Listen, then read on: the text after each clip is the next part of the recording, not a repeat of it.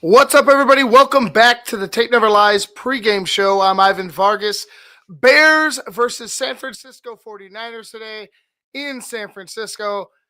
I think it's a tale of two, ironically, evenly matched teams at this point in the season. I would believe that the Bears are on somewhat of an uptick with the offensive side, but nonetheless, they have their struggles. But with the San Francisco 49ers, it's been the injury bug. Nonetheless, before we get started, let's go ahead, like, share, and subscribe to the Tape Never Lies Network. Become a patron today if you have not. What the hell are you doing? Become a patron today at www.thetapeneverlies.com. I am not late. I am on time because you know what, Sean? The show starts when I come on. That's what it is, Sean. So I don't care what time it says on there. The show starts when I show up. Love you, Sean. Appreciate you. But anyway, Bears Niners. I'm looking forward to a evenly matched game. I think the Chicago Bears will prevail. I had mentioned it with Big Steve earlier in the week. I had mentioned it with the boys Shayne and Phil, Cherie as well, and Jackal and everybody. I had mentioned it on Wednesday. I think the Bears will prevail. I believe 20 set. Did I say 27? I believe it was 27-19. Was I predict? Regardless, it's going to be about 27-19 Chicago. I think that the Bears, with this,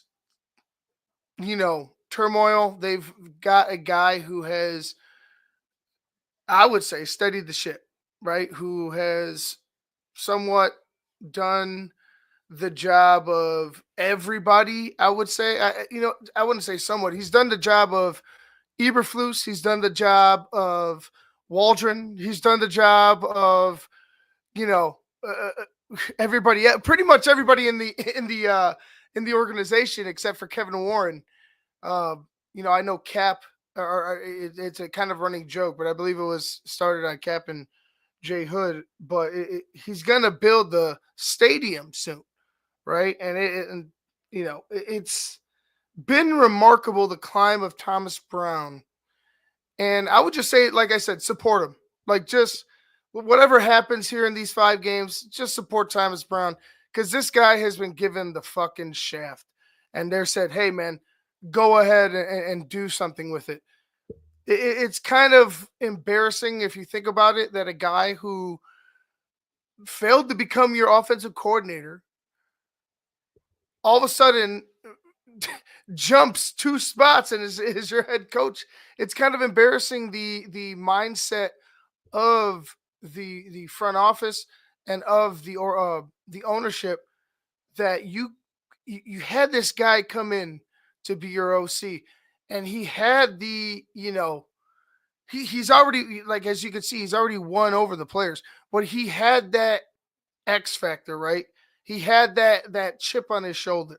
He had that edge that we all talked about, and they said no, and they, we'll keep you around. Like, we'll just keep you around because you're a good coach, and we'll try to make it. And it's embarrassing because you allowed a guy like Matt Eberflus to make these decisions.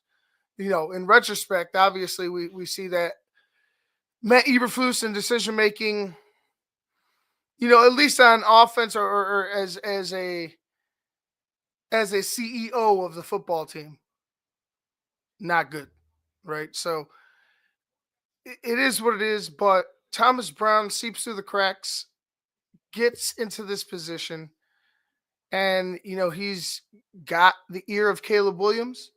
There was obviously a wake up call. Let me check you. Not check you like I'm not talking about they're going to go ahead and scrap or something. They're going to go fight, but like, this is what I want.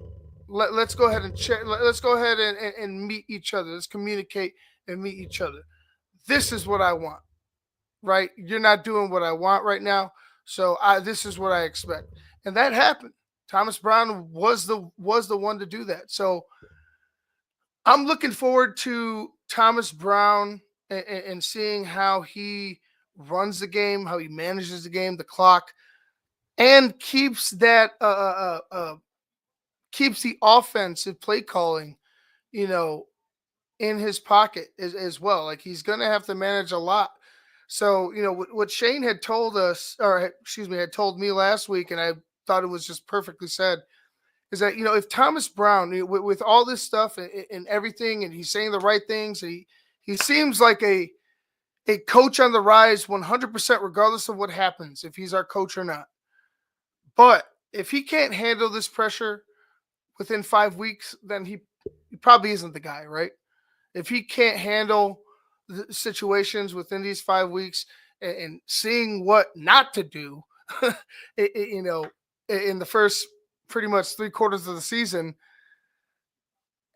then he's not the guy, right? But that doesn't mean go ahead and just shit on Thomas Brown if he makes a mistake or not. The guy, like I said, he's been given this. He's been shot up through the ranks for a reason. There's obviously a connection with the players in him, but he is a young coach, right? He's still a young coach. This is, he hasn't even been he's been an assistant head coach, right? He's won a Super Bowl. He's been an assistant head coach to one of the, more uh, uh, um, the better coaches in the NFL with Sean McVay. Won a Super Bowl with him, but he hasn't been in this position where the spotlight's on him. And to be honest, from the jump, he's handled it masterfully. And words are one thing, uh, uh, uh, you know, product on the field is another. But you can hear it in how he describes what he's looking for week in and week out, right? He speaks it, it's almost like he manifests it. This is what we're going to do, right? And that's how you know a guy is in control of not only his football team, the locker room, but himself, right? He understands what he wants and how he wants to run it, which is awesome if that's the case. But like I said, I could still see, being a young coach, that there would be a mistake here or two. But as of right now, there's nothing that he can do wrong to me that would overshadow or make it, you know, make it where he's the villain compared to what Eberflus and what Shane Waldron and what this front office have done for the first 3/4 of the season. It's been a travesty. There's talent on this football team, talent that has been wasted, that has been misused, and it's about fucking time that we find anybody that can give back to the players what they give to this fucking football team, because it seems like this franchise, like this guy, they take, and they drain it and they drain it and they suck it dry. Give back to your fucking players. They deserve more. They deserve multiple fucking championships, because time and time again, I've seen guys come through this organization and have been wasted, and then they leave and they win championships. I was so devastated when Roosevelt Colvin left this organization after was it 13-3? He went to the Patriots. But you know what? God bless Roosevelt Colvin, because he went to the Patriots and he ended up being a fucking monster there and winning and knowing what it is to be a fucking winner. And it's nothing against the guys on the team, but there was just things that were done and that are done with other organizations that show that they want to win. That's not being done here. And to me, it's been frustrating, guys. I appreciate it. Let's see who's up in the chat. Sean, better than my wife being late though. That's 100%, Sean. I would imagine. Matt, what's up, Ivan? Beautiful day to be a Bears fan. Beautiful day for a Bears W. Let's hope that happens. Robert Nash, what is up, brother? Iggy, what's going on? Anthony, what's up? Aloha from Hawaii. What's up, Mike? Appreciate you. Critical Drinker. I'm happy for no word salad from the head coach, for starters. Yeah, well, like I said, Thomas Brown he's been solid. He's been a solid a solid cameraman. I'll say that right now. I mean, he's also been quality as offensive coordinator, but I was saying that it was, and we've talked about it multiple times. Big Steve has said it as well. I would have, and this is me, right? We also, what Big Steve and what Shayne and some others were saying was that we want to allow Caleb and TB to go ahead and just handle the offense and maybe elevate somebody else, a Hightower. I wanted Eric Washington, right? Because Eric Washington, I mean, from the jump, first of all, he commands respect. He's been respected around the league for years.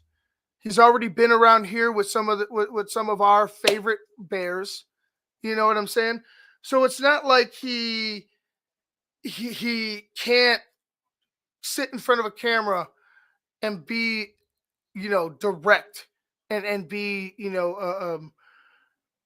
how should I say not hiding anything, not truly like giving up the family secrets, but not giving you, the milk toast watered down bullshit that Matt Eberflus has given us, and he's respected, another respected man in the locker room. So I would have preferred it been that, because I think he would have handled it just as well. But in my eyes, if you're looking at a young man like Thomas Brown, he can be, and he's already been,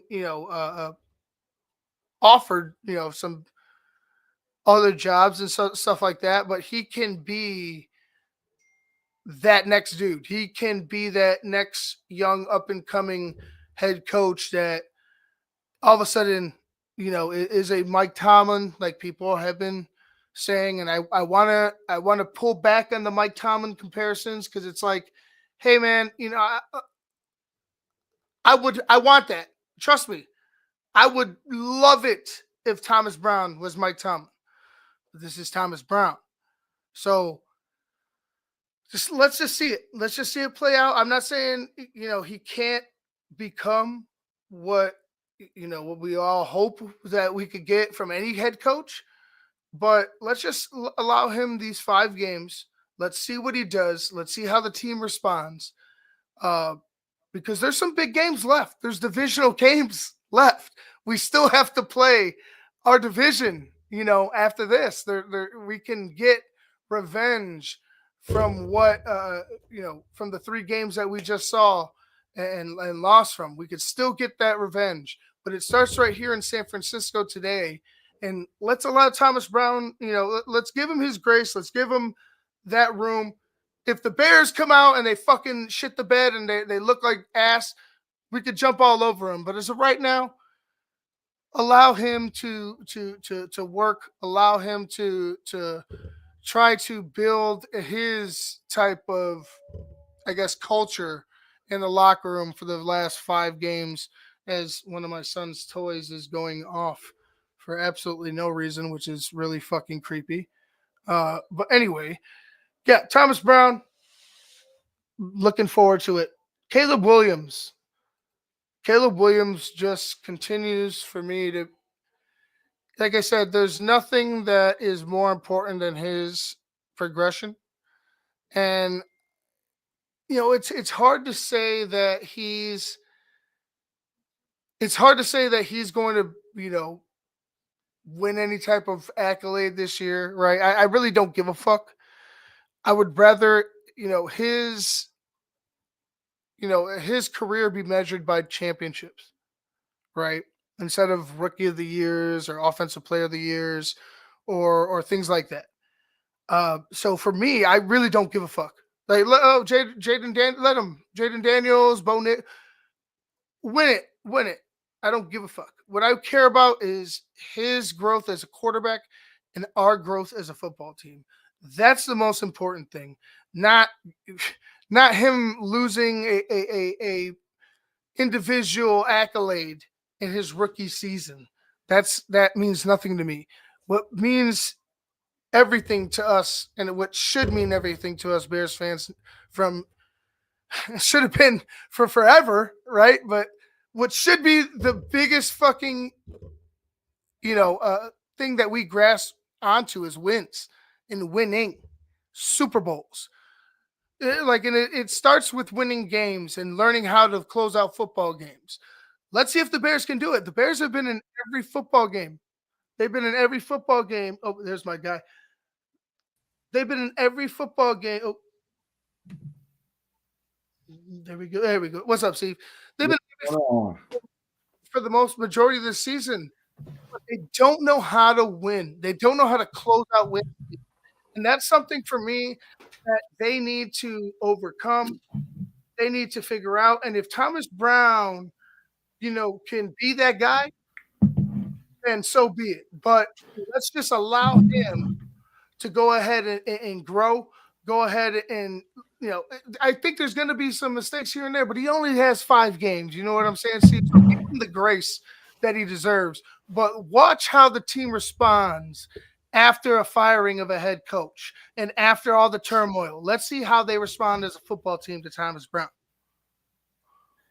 Yeah, I'm just kind of jumping in on what you're talking about.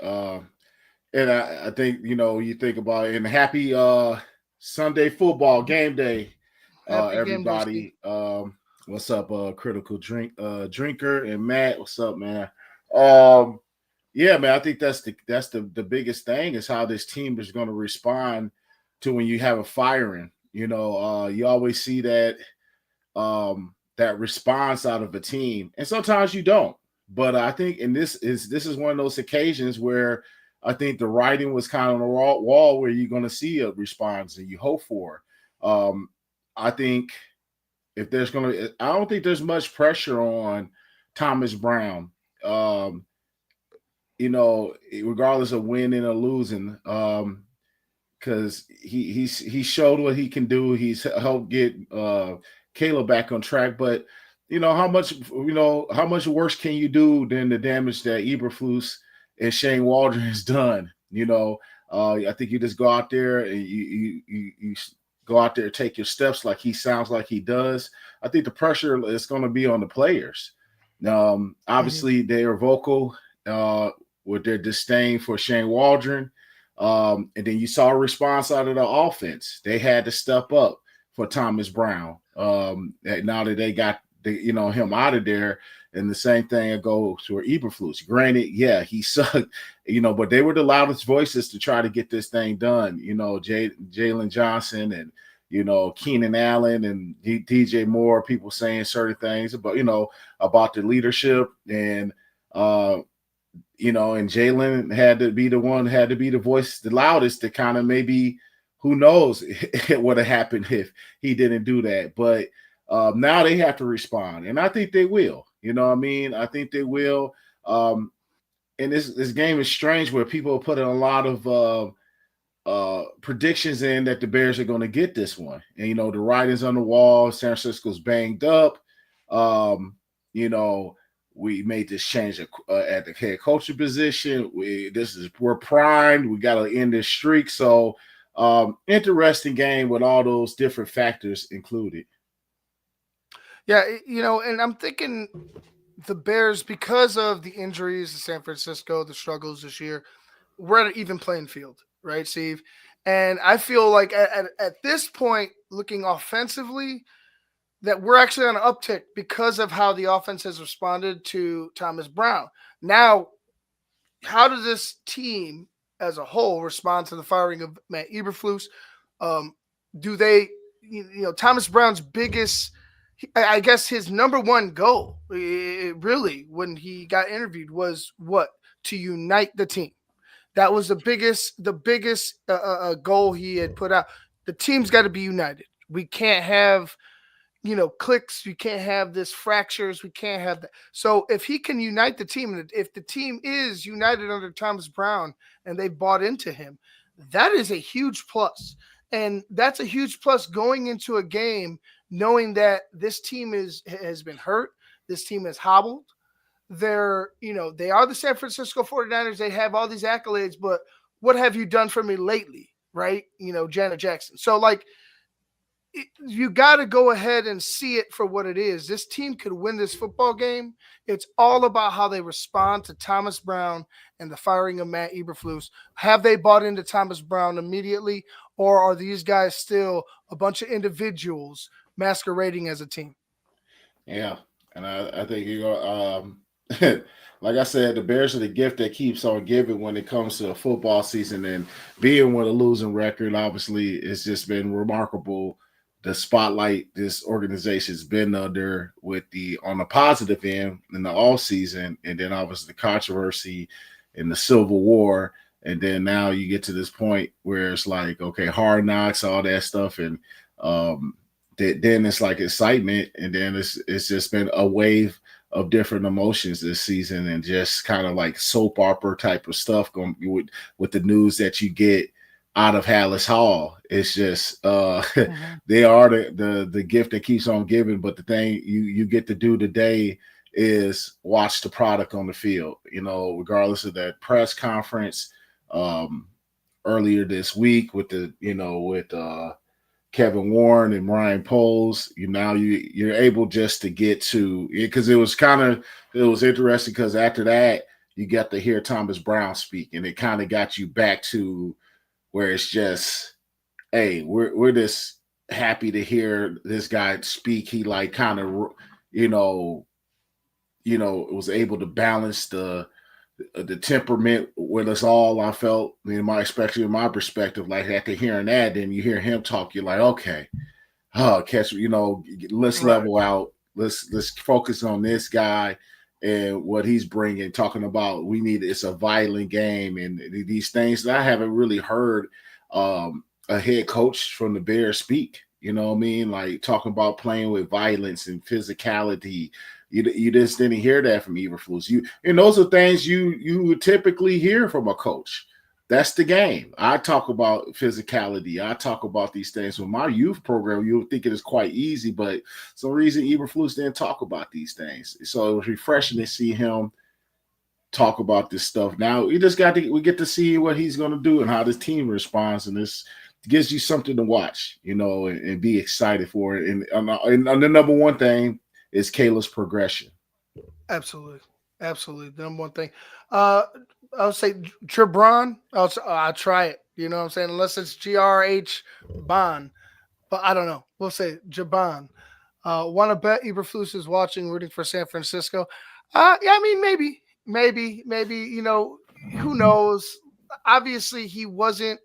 You can't hide from your record, Steve. You know what I'm saying? You can't hide from your rep. And his rep was losing. His rep was not closing out games, huge mistakes, letting down your football team. So when your rep is that, how can you? What bitterness can you hold? I guess you could hold some type of bitterness. I'm gonna but tell you're getting paid. You're getting paid a lot of money. Yeah. I guarantee. The beauty about him, he's got a lot of money, but it's always, I think it's just human nature. Unless you are totally just super like Jesus himself, man. Like, right. Guys who get let, you're gonna have a little bitterness. You're gonna have, hey, I don't want to see this team. Hey, when I got released from the Bears in 2006, I did not want to see the Bears go to the damn Super Bowl. I was not rooting for them. I wasn't. Absolutely fucking not. Because they let me go, and I felt like it was one of my best off season. And I thought it was bullshit, a lot of politics being paid. So and I had a lot of boys on that team, and no, I did not want to see that shit. I didn't want to, like, people like, hey, are you like, fuck no. I had to put the fucking politician face. So I think everybody has a little bit of resistance. Even though he's walking away with $5 million, I'm sure he's sitting there. He has good friends on that coaching staff. It's a part of him that's gonna want to, if he even watches the game. Who knows? You know what? I wouldn't even think about that. Forget Eberflus. Let's put him in the past. Let's putting him on the shelf. Obviously, he's going to be a topic of conversation, until we really start moving forward. But let's focus on this team and Thomas Brown and see what let's shelf Eberflus. that press conference, and now let's focus on football, at least for the day. Just a reminder, guys, become a patron today at www.thetapeneverlies.com, and you'll be able to check out Phil and Shayne's halftime report only on Patreon, and as well, make sure you check out BHL after the game. Big Steve, I'm hoping for a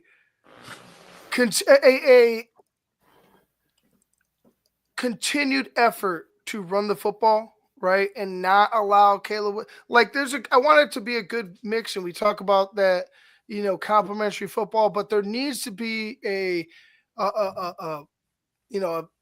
strong effort to run this football against a team in San Francisco who I think is, like I said, has been bitten by the injury bug.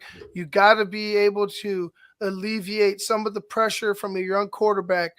I want to see some of that from a Thomas Brown offense. I want to see Caleb out of the pocket more, not leaving him up to, to some. Sometimes it's on him, but sometimes I feel like it's more on the pass protection, leaving him to make the decisions and ending up with sacks. I think you need to allow yourself to, as a offensive coordinator, to go ahead and attack something that you've struggled with all year and see if you can make it work. Because as of right now, it's still been a struggle for the Chicago Bears. Yeah, I just I hope we get out to a really good start, man. I hope that it's not a sluggish start. I hope that we see. It's scary to think that we could see some of the same sluggishness, but because we were expecting this team to come out and the TV on fire for us, like as we sit there and light the field on fire with the effort, the physicality. I'm looking for all of it, and it's at the end of the day with all the injuries, San Francisco's still a solid team. It's like really they're a team that can, could make us look bad, but talent wise, we're, a health, a factor, we're right there. Like I think you got to look about how good this team actually is. That we've only a couple games that gotten away from us is the New England and the Cardinals game. Mm-hmm.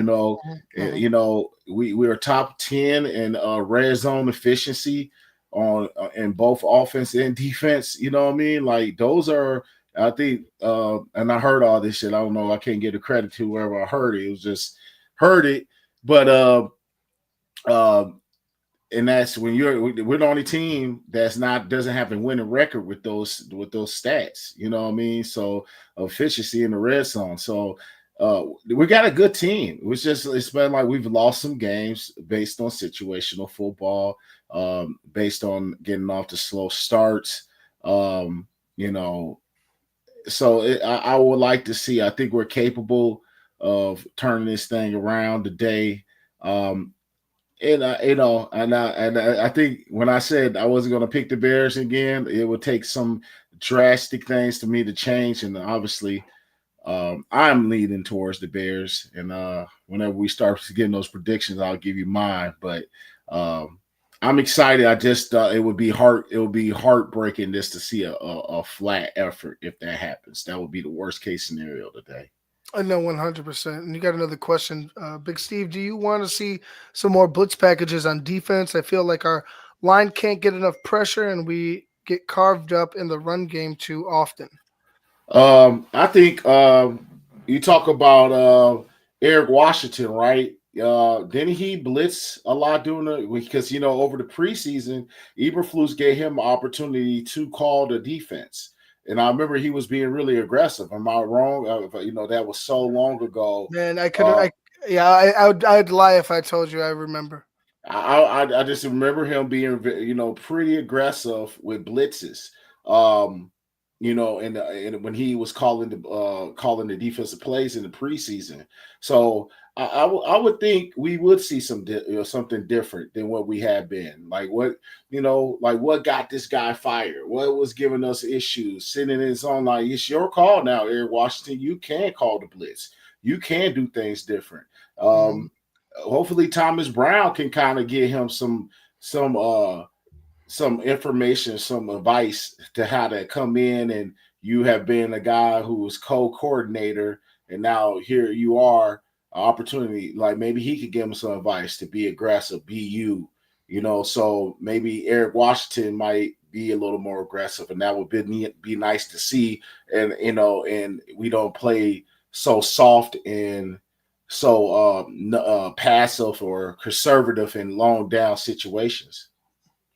Yeah, I was looking forward to. I mean, I don't need him to get blitz happy. You know what I'm saying? But like you said, specifically in third down situations, critical situations where it's like, hey, let's not allow the opposing quarterback to scramble around, go ahead and settle his feet and get comfortable. If you know you're struggling with 4, 5, send 5, whatever you need to do in order to keep him off balance in critical downs. I'm up for. And I, like I said, within these 5 games, Steve, I don't think we could really be.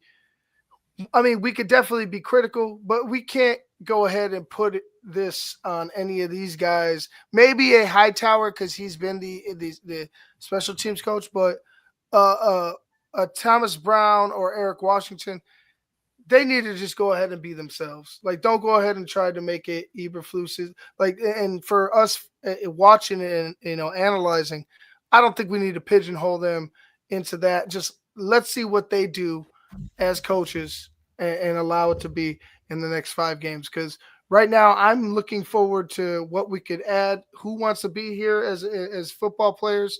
Who we need here as coaches? Because you know unless a miracle happens, we're playing for next year at this Yeah. point. Yeah, everything is so much going to be on next year. Players are playing contracts for coming back. You know, Keenan Allen said he was interested in coming back. You know, Hmm. it just that would depend on the number, but but you know, who wouldn't? Especially you see the connection that started to go off since Thomas Brown taking over between his connection with Caleb, but it'll be interesting. It just a lot of Thomas Brown. What is his factoring into? He's definitely a candidate. He's on a short list. He's the interim. Anybody who's in interim position are going to be a consideration for the job. I know it's a short amount of games that he has to prove himself, but I think it's enough where you can kind of get an identity. And I think what are some of the key points you're going to look for, how these players respond underneath him. How is Caleb? Because if I think he can manage this in the next 5 games, I don't know if there's a certain game win. I mean, obviously, I think this guy gets 3 wins out of the next 5 games. I think it raises his percentages of what you want to hire him. But I'm not looking at the wins. Is he able to take this team, raise them up like he has raised Caleb up, his play? Can he do this with the whole team, and including Caleb, most importantly? If he could do that over the course of 5 games, and I don't know what that win total would look like, but I think it would give him a good shot. But I think you definitely would do your due diligence and interviewing everybody. But it's so interesting, man. I'm so excited for this game just to see what it's going to look like, just to see somebody else on the sideline that doesn't look dumbfounded, that looks like we've seen him in command. Now it's going to be interesting just to see him. Obviously that camera is going to be shooting over to him a lot, and just kind of watching him in these key moments where they will shoot over to Eberflus after something bad happens. It has this dumbfounded look. I want to see my coach when things go wrong. He has some confidence about himself, either good or bad. When things go bad or good, and he has this nice level confidence about himself. I agree. A question. Comment from Critical Drinker. I would like to see a change at O line coaching spot, regardless of how the season ends. How do Yeah, you feel about that, Steve? The O line spot. An uplift at the O line as a whole would be great. Would it yeah. not? Well, I think you will get that. I mean, there's no way in the freaking world you could keep keeping Chris Morgan on It was one thing. Eberflus kept him on for the new offensive coordinator. It'll be another thing if you have a whole coaching change and they keep him on. I'm just at that point. I'm just like, what the hell is this guy? What is he? Who is he blackmailing over there? I'm not saying he's the worst. The O line has improved in the last, certain amount of games. The last few games, their performance has been better. I have to give them credit, Is and that by they've dealt with a design lot of though? injuries. Is that by design I from think the it's top? by design. Okay. They're like, great point, Ivan. I think it's by design. I think it's been Thomas Brown, talk about what are the most unsackable plays. A guy like that thinks of how can I call a game plan with an offensive line that's limited. I think also it's him, Thomas Brown, going to Chris Morgan and saying, hey, man, like, what's the plan? I talked about this before. Like, you get on the same page with your damn offensive coordinator, your old line coach. That's why I say you never should pair offensive line coach like they did arranged marriage with an O-line coach with offensive coordinator. You never do that because their relationship is as strongest as anybody. It's stronger than a receiver coach. It's stronger than a running back coach. The O-line and coordinator, offensive coordinator, have to be hip sync. When Ron Turner first came back in the day, 2005, was it 2000? Yeah, 2005, when Ron Turner came over from Illinois, he brought with him Harry Hested. That was a requirement that he wanted as offensive coordinator to join the Bears, which was a great thing. It was great, to be able to bring Harry Hested, who was introduced to us all at an NFL level, and then now in college as well, as he's flip-flopped to both as the best O-line coach in the game, I believe. But and that's for those that don't know that Harry Houston is coveted as not only with Big Steve but with Olin and other offensive linemen as the best offensive line coach in the game. It's been said multiple times, not only here. Yeah. Oh yeah. Eric, you go check your sources. He unjustly got fired. Not to get off on a tangent, but he got fired from Matt Nagy because I guarantee he wasn't seeing eye to eye with Matt Nagy because he was asking Matt Nagy, what the hell are you calling? And Harry Hested is a very strong personality, but definitely a cooperative person. But when you see bullshit, you see bullshit. But Harry Hested came on 2 occasions. He came in that situation. He came back with Nagy staff originally, and has stints in Notre Dame. He sent out a bunch of pros out of Notre Dame. Back when he was at U of I, he sent out a lot of guys like Dave Deal, Tony Pashos back then. So you can just name the guys that he has produced out of this from a technical standpoint. But getting back to Chris Morgan, you have to move on if it's a new coach, and I think they would if it's a new coach. But if it was Thomas Brown being retained as the head coach, I would think Thomas Brown would need to go in another direction, man. I think it would be smart for him. Maybe he has a good relationship. I don't know. It will be based on that relationship, but you would have to I would hope that he would move on. I know Olin has liked him. Olin, I was kind of shocked when Olin said he liked him. I just look at it as from a fundamental standpoint where I don't think a lot of these guys got better. You get better on your own, but you also got your coaches there to help development. And that's why we hold Harry Hested such in the glowing light, because he helped us get over some gips that we all had previous O-line coach. So I just don't see it in Braxton Jones. Overhauling the O-line is going to be required. Braxton Jones could bump into guard. I just don't think he's a tackle. He can't handle defensive ends coming from distance. That bull and rush, bull rushing them right down the middle. He doesn't have proper hand placement. He was working with Ola at one point and stopped. His lower half hasn't gotten any stronger. So you would think, and then people I know would say, hey, what about him going into guard and kind of being no anchor? I would say he would have a better chance because the action is right there in front of you. He has really long arms. Not that he uses his punch really effectively, but maybe he couldn't be able to extend, and maybe he will learn how to use his punch, because you will get knocked in the mouth right there at D tackle inside in the interior line. So maybe, and he's also, I'm going to give him this. He is an excellent puller. He's excellent on the move. I don't know how that would look in the power O scheme. A lot of his great blocks come from getting outside on the perimeter and blocking DBs. I don't know if it would be the same for, pulling inside the line of scrimmage and blocking linebackers, but it could be a project you look at if you wanted to keep him on. I just don't think you give him a long-term investment. Real quick, Jenkins, that's going to be basically Jenkins on the field healthy, the great pro, but he's not. So what kind of contract would you give a guy like that? And I would want to get somebody in here because Darnell Wright hasn't gotten any better. I think he's still kind of playing a college type of ball. And then if you plan on drafting a lot of young O-line coaches, O-line players, you need that O-line coach to help develop them. That was a whole little rant. No, I 100% agree.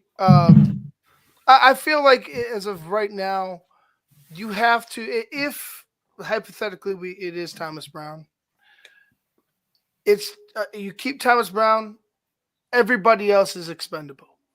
So whether he wants to keep him or not, that's up to Thomas Brown. Yeah, let him develop his. Yeah, let him build his staff. Let him run his offense. There's no carryover shit when it comes to that. And it shouldn't be that way regardless of who the head coach is, but specifically with Thomas Brown, because the guy inherited somebody else's offense, somebody else's coaches, somebody else's decision makers. And, regardless of how I respected Eric Washington is and how well I feel like Hightower has done, there has been some questions, but I think overall he's done it great as a coach. Yeah, I still don't want to see front office mingling with what the coach's decisions should be. The coach's decisions should be. I'll say it again. Yeah, I was sitting here looking at this in the background. Saints is like David Carr's hurt. He tried to jump over the top of a pile, and then they showed him in instant replay like he was almost about to cry. And I just was like, I just got fixed because I always got when we do the pregame show, I got the game going on in the background, and I just couldn't help but to react to his face. He was like crying or something. I'm like, what? I'm trying to get to it myself. Fell face first because he tried to I don't know. He's trying to jump over. I don't know what happened. He's carted off to the damn locker room, but not carted, but walked off. But anyway, you hit it right on the head, Ivan. You got to allow, if it's Thomas Brown, you got to allow him to come in with his people, let him reevaluate. Because, you hit it right on the head. He's inherited somebody's offense. Let him build his staff best. If you were to retain him and then, hey, keep these guys, Thomas, that's another bull crap thing that the organization would do that would just not make the Thomas Brown hiring right. If that was the guy you should have decided on, is having him retain people because you like them. No, let him clean house if he needs to. Let him retain who he needs to based on who he wants at that point. Nothing else, nothing more. He has a lot of relationships across the NFL. He's coached in a few other spots. I'm sure he has a relationship with other guys that he would love to bring in. You let him bring him in if you were to select him as head coach of the Chicago Bears. 100%. Steve, let's go ahead and wrap things up. What is your final prediction for the game today? Go ahead. I'll give. I said it earlier. Mine is 27-19 Bears. I think we will. I think it will be a close game, but I think the Bears will finally close out a game and win it. Let's say it's 20-19 going into the final 5 minutes. The Bears score a touchdown to win the game, 27-19. Okay. Well, I'm going to shout out my boy Howard. He wanted me to give him a shout out for his prediction. He thinks it's going to be a Bears dominant win. He didn't give me a straight up score. He gave me like these different scores. So with him saying dominant, he was saying 31-34. Okay, you said dominant 34. I'm gonna give you that. And then he said somewhere 19, 17. No, so I'm gonna say 17. So his prediction is 34-17. I gave his own prediction because he wouldn't give me a set number. So he thinks it's gonna be in dominant fashion. I said before I wasn't going to pick these guys for the rest of the season.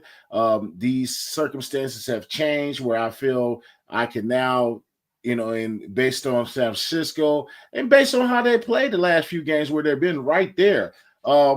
And I'm gonna wipe clean that slate, and I think I get I get that opportunity now. They got rid of Eberflus, so I'm going to pick the Bears. I'm going back on the train with the Bears after being away for the last 3 weeks. I got the Bears. Let's is it going to be low scoring?